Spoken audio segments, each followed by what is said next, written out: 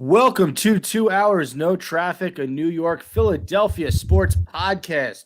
We are your hosts. I'm Spen Harris. That's my guy, Philly Brandon. And we are dialed into this Sixers-Celtics Game 2 right now. I appreciate you going on this journey with me. I know I am for sure. I don't know. Dude, if they can steal one in Boston, I might throw the parade early. I might start closing streets. You mean steal two? Well, yeah, we needed one no matter what. And so the first one was a necessity. If we walk out of Boston 2-0, I think you got to start, telling the cops, don't take that week off, start closing broad, get the floats together, start making some things happen. So while we're on the topic of that game one, let's talk about it a little bit, Brandon. That was one of the most gutsy performances from a superstar-less team. And I know Harden played like it, but Harden has not been he wasn't even an all-star this year. And I think he was snubbed. And I think people think he was snubbed, but that was one of the gutsiest playoff performances on the road I had seen in a while. It took a breakdown mentally from the Celtics for you guys to have a chance to win that game. And then just some great defense, some great execution, and some big-time shots from James Harden down the stretch. So talk to me a little bit about what you were feeling that game and how you felt when the buzzer sounded. I mean, the mental mistake to throw the pass into no man's land where Maxey happened to catch it a second before the shot clock goes off was huge. I mean, it was huge in getting us back in the game. But I also there's been like this kind of narrative that, Philly didn't so much win that game as Boston lost it. And look, I mean, if we're being honest, Boston shot 85% from the floor in the first half. They shot 65% from the floor in the game. Boston played a great basketball game. The Sixers just beat them. They were better. James Harden was the better superstar that night. Jason Tatum went off. He had 39. He was huge. But Harden had an answer every time we needed it. Tyrese Maxey didn't really have it going, but still got us 26. And then Tobias and D'Anthony Melton, who have just been the most reliable. You can count on them, like steady as she goes, guys. Both had, I think, 17 and 18. So it was a team win. Paul Reed, you can't forget Paul Reed, B-ball Paul, 11 points, 13 boards. Absolutely just clean as could be, swished 4 clutch free throws down the stretch, which, I mean, Sixers fans would have been happy if he split them. I mean, 2 would have been fine. But at no point during that game did it feel like a game the Sixers win. We've been doing this podcast long enough to where, we don't win those tight games. We're up 14 and we survive. Like, that's how we win. So, to come down the court, down 2, have Harden, ISO against Horford, you get the matchup, he hits the step back on top of the key. We don't do that. And it just gave me a whole different level of hope that maybe this team is different. This team's definitely grittier. It's way deeper. This is the best shot we're ever going to have. It made me very aware of that. Okay, so just so we're aware, we're on the same page. Any team that James Harden is on, I'm rooting for that team to fold every single time. So it's hard for me to be happy after Harden literally goes back to his Houston years for game 1 and just upsets the team that swept us in the playoffs last year. This year, you guys swept us. So that's what you have in common. You both swept. Brandon, D'Anthony Melton, huge loss for the Memphis Grizzlies. The fact that they weren't able to keep him there, he's someone who could have really helped them in that first round. You guys pick him up, becomes your 6th man.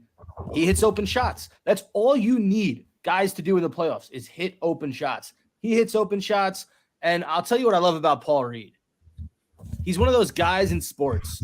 And I mean, there are guys out there. I'm sure you can think of more examples, but he's always ready when his number is called upon. And he always delivers. Could you think of other players like that? Like, stupidly, Tim Tebow comes to mind, but for that one season in Denver, Nick Foles in Philly. Nick Foles.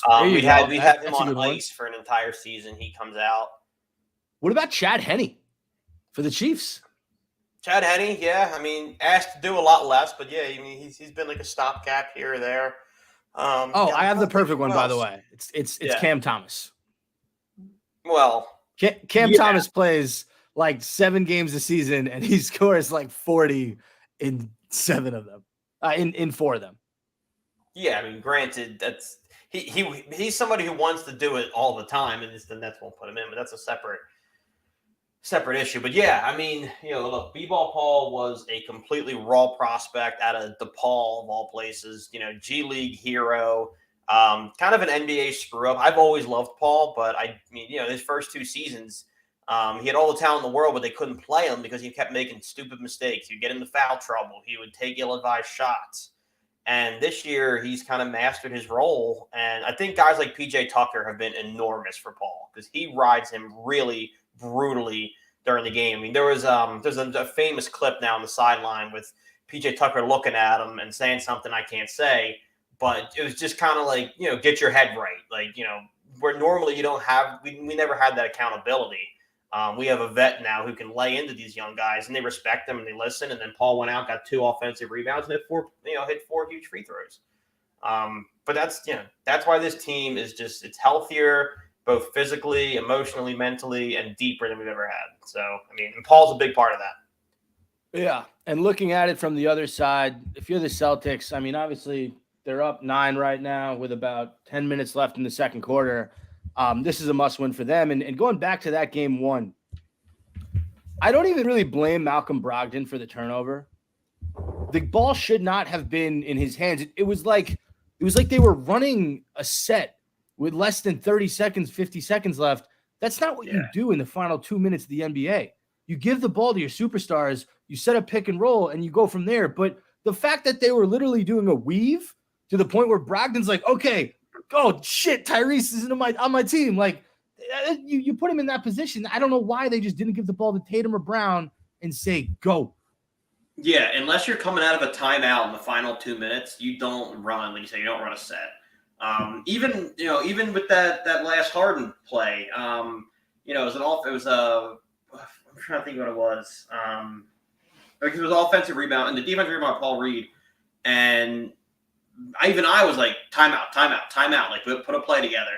And, to Doc's credit, who I've been very critical about, no. I mean, there's no other better option on the floor. You give it to James Harden, you get out of the way, and you live with the results. And if Boston had done that with Jason Tatum or Jaylen Brown, it could be a different story. They overthought it. I agree. Well, listen, they didn't. You guys win game 1.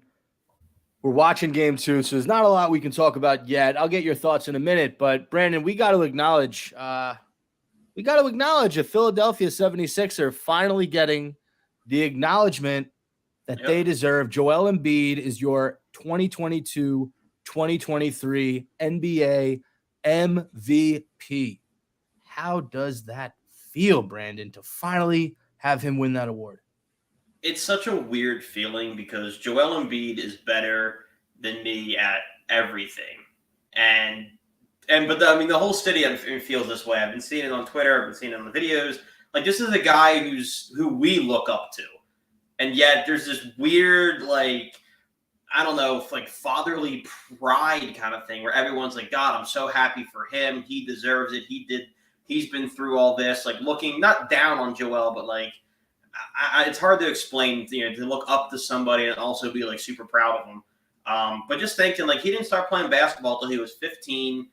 If not for Luke Mbaamute's camp in Africa, which Joel skipped the first day and then was forced to go day 2. It turns out, great decision. Just to be where he is. First 2 years, doesn't play.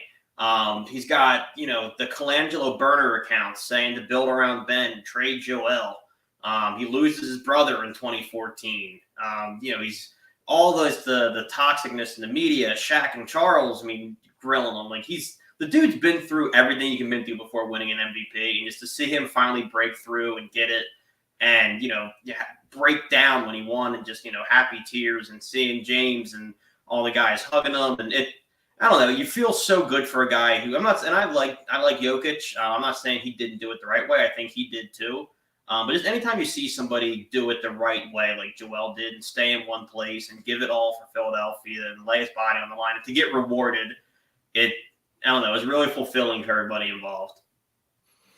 Yeah, look, I'm not the biggest Joel Embiid fan. Wasn't crazy about a lot of his antics in the series against Brooklyn, but I'll tell you this: he was your NBA MVP. Like, if I had a vote, he would have gotten my vote.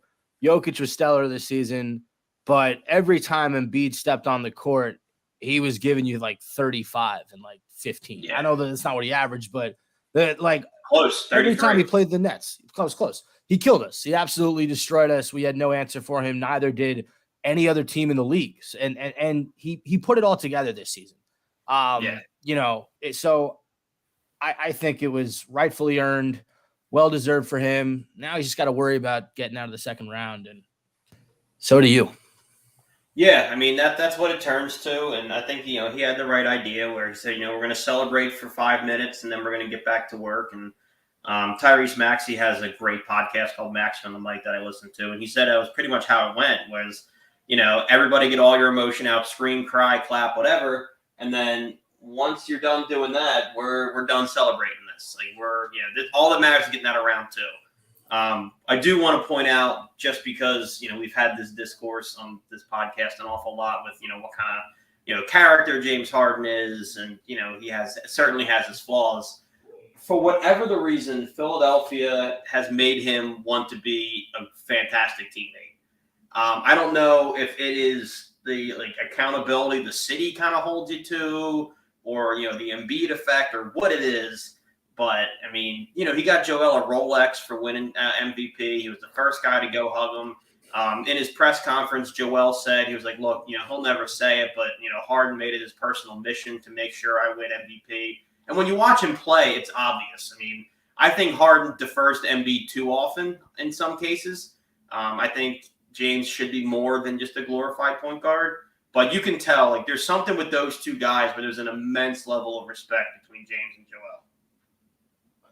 Yeah, I saw the birthday present. I'm sorry, the MVP gift. Thought that was cool. Thought it was funny that he got it engraved with your 2023 MVP Joel Embiid, because what if he didn't win the award? I mean, I'm sure he had the engraving doesn't take long. I'm sure he had the watch anyway. Yeah, I guess he's got it. I'll put it to you that way. I mean, James can botch a Rolex purchase and be just fine. I got to say, I think you called it. We talked about this game a little bit before we started recording, but Embiid's presence defensively has bothered the Celtics. I've seen him stuff a Jaylen Brown dunk attempt. He has absolutely made a difference on the defensive end of the court. So. Yeah, I mean, game one, I think there was a point in time where Boston was outscoring us by 30 in the paint, which usually you don't win those games. And for all the good things Paul Reed is, he's not huge, and he's not doesn't have great defensive instincts. I mean, he plays hard, but he kind of flails. So they were getting everything they wanted at the rim. With Joel, I don't expect much out of him offensively. If he gives me 20, I'd be pretty over the moon about it. But there's 2 blocks, being a force on the glass. That's really what we needed. And just, like I said, don't change the game plan. The worst thing we can do for this game is for Doc to game plan as if it's Joel Embiid in March. Because that's not who you have. You need to run that same game plan you had game one. Let live and die with Harden and Maxey, and then take what Joel gives you. Yeah, I think that's fair. And I think that if you guys are able to get past Boston in this round, you will beat the New York Knicks in the Eastern Conference Finals. Bullshit. That's such bullshit. I hate the NBA bracket. I think it's so dumb that right now there is a 5th seed hosting the second round, and my 3rd seed Sixers have to go into the torture chamber that is the TD Garden. Because, look, I will always say the Wells Fargo Center is a brutal place to have to play. Everything in Philly is. Boston's right there, too. The TD Garden is a raucous environment, and it's bullshit to me that a team with we finished with almost 60 wins, and we have to go on the road and win a playoff series when Boston gets to host at MSG. Not Boston, when the Knicks get to host at MSG. You think that they should reseed them after each round? 100%. Yeah. Football does it. Like, if the NBA is so hell-bent on making the regular season matter that they want to build in a mid-season tournament, which is so stupid. If you want it to matter, make the seedings mean more. Then it'll matter. Right. It's such so if there's a 1-8 upset, the 8th seed still has to play a higher seed. No, I agree with you. I think that's the logical way to think about it. I don't get why not. I did see something somewhat Nets related, not really analytical, but I just really want your take on it. Okay. So Dylan if Brooks you say Ben Simmons' name, I'm gonna. Oh, we're talking Dylan Brooks. Okay, yeah. Dylan Brooks was famously exiled from Memphis. I think he sucks. I hate him. I also think he was scapegoated by Memphis, and he was like the whole "we won't re-sign him under any circumstances" was a real easy cop out to hide a lot of other issues in Memphis. That being said, he seems like a guy who might be in net. Well, did you see the other leak? So I forgot which NBA show I was watching, but that I think it was Trista. What's her name on TikTok? She's a basketball analyst. She's pretty good. She was talking about how Ramona Shelburne, it leaked to her that I think Dylan Brooks's camp wanted $25 million a year. That's a little. And Memphis was like, GTFO, dude. Like, we're not paying you that. So the idea was like Dylan Brooks's camp leaked that whole Memphis won't take him under any circumstances thing. And then Memphis was like, yeah, dude, because you asked for the bag and you poked a bear and the bear beat you up and then you didn't talk to the media. So, I thought it was very funny. Oh, yeah, super replaceable. And again, like that's why I look at the Anthony Melton. I think, man, if you had him instead of Brooks and you had another piece in Brooks's place, like Memphis might have got out of the first round. Yeah. I thought it was a very funny tweet by Shams Charania, by the way. Like they won't bring him back. They won't bring him back under any circumstances. So if everyone on the team just retired tomorrow, like they're not going to bring him back. He still ain't playing. It makes you wonder, like the contract negotiations aside, like did they hate him that much in that locker room under any circumstances? Well, all right, let's think about it like this. So obviously, dude, Gilbert Arenas pulled a gun in the locker room, but and that quote wasn't used.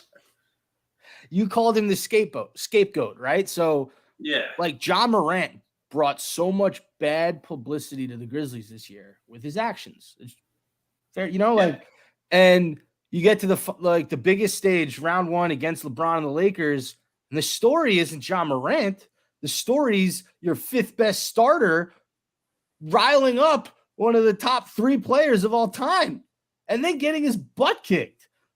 So, he might have been the scapegoat, but he was the whipped cream on top of the Memphis Grizzlies disaster Sunday this year. Yeah, and that was it was a really funny tweet about it. It wasn't a particular personality. It was just, some random person that kind of got a heater. But it was, Ja was in a strip club surrounded by hundreds, brandishing a weapon. And Dylan Brooks is not to be brought back under any circumstances. Like, how much do you have to hate this dude? Dylan Brooks called the guy old. Get him off my team. Yeah. Like, it's such a weird place to draw the line. But yeah, I agree. I think he overplayed his hand. There's a million Dylan Brookses out there. He's a 3-and-D guy who's kind of a pain in the ass. I mean, have you seen the reports? Have you seen the reports from for people who think he should go to the Nets? Yeah, I've seen a couple jersey swaps of him in Nets. I've seen a couple jersey swaps of him going to like Shandong or whatever, which is also fantastic. Shanghai Knights, yeah, they're getting blown up.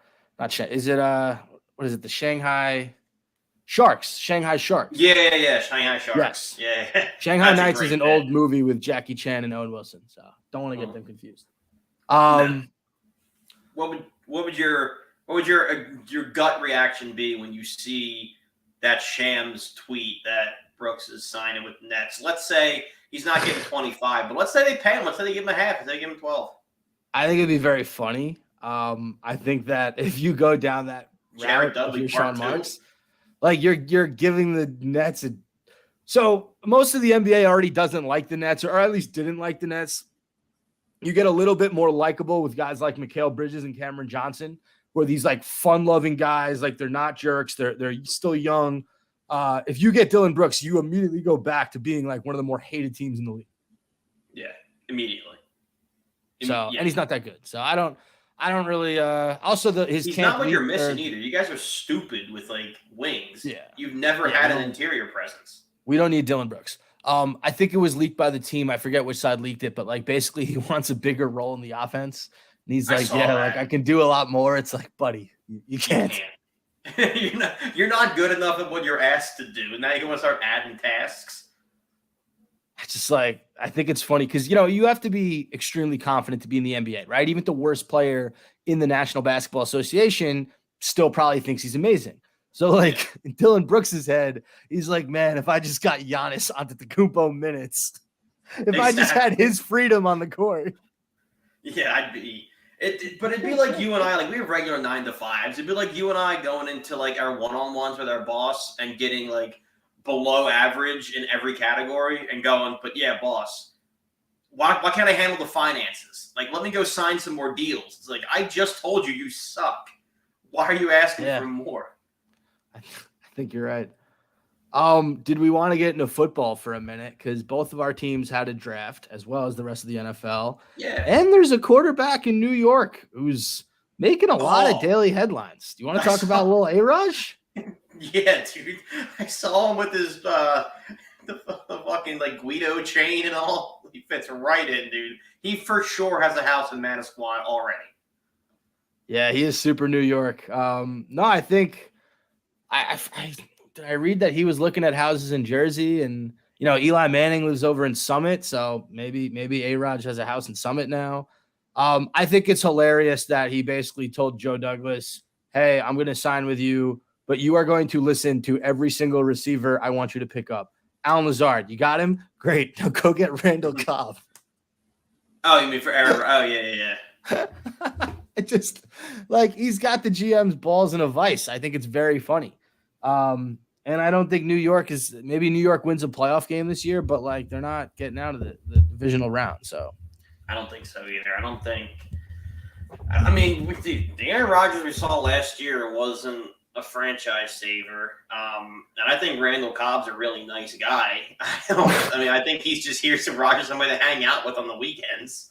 Lazard has some promise. Like, I don't know. I still think they're probably, second, maybe third if Tua is healthy in their own division. I just want to say something about Aaron Rodgers. I feel like he's the guy that goes to Sbarro in Manhattan and says he's eating New York pizza. He's come from Wisconsin. His head would explode if he had Sbarro. He's not ready for local slices. Are you kidding me? Although I don't like it. I don't like Aaron Rodgers in New York. This town isn't for him. He doesn't fit. It's like when you're doing a puzzle and you like trying to jam one of the pieces and you think it's gonna fit and it never really fits. Like that's what we're doing here. He strikes me as the kind of guy who like enjoys Applebee's, like looks forward to a trip to Applebee's. For sure. And like I feel like he's gonna be cool with fans until the season starts. If they lose a game, there's gonna be a video of like him in New York, a Jets fan going up to him and him telling the guy to fuck the hell off. Yeah, dude, Packers fans are passionate and all, but they're just so happy to be there. Like, they're just glad the team's here. They get to own it, and Aaron Rodgers chose. That is not the tone on the East Coast. Some New York dickhead is going to be like, "Hey, Rodgers, you suck." Or they're going to be super, like, talkative to him, and he's going to tell them to go away. Because, like, people in New York aren't Wisconsin. Spewing some, like, emotional healing nonsense to a pipe fitter in the Bronx and just ruin somebody's day. Yeah. Or like, Rodgers is gonna like talk down to somebody on the sidewalk, and they're gonna be like, "I'm from New York, don't talk down to me." That's my New York impression. What do we think? Yeah, he's probably some union guy, like has been pouring concrete for 30 years. Well, I don't know where my hypothetical guy works. I mean, I haven't really determined that yet. I'm just picturing the super blue collar guy, and Rodgers tells him to like find his center or some shit, and just gets KO'd in the middle of New York.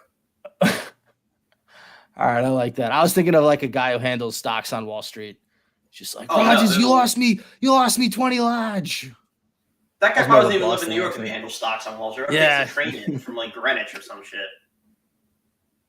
Oh, I forgot where I was going with that. I had a place and I totally lost it. The draft. The draft. Yeah, the draft. So look, Howie Roseman was incredible. I'll talk about the Giants, in a bit, but let's get to your boy Howie's draft, man. He absolutely freaking killed it. Yeah, I mean, I don't know if you've been seeing the reports, but other GMs are jealous of how much attention Howie Roseman's been getting. And look, dude, suck less. I mean, Howie's taken everybody in the league's lunch money at least once, and he's been on a heater since the Rager pick, which is when I wanted him fired. But every pick since, dude, I mean, he has been just crushing it. The whole Georgia defense, probably one of the best defenses college football's ever seen. They're Eagles.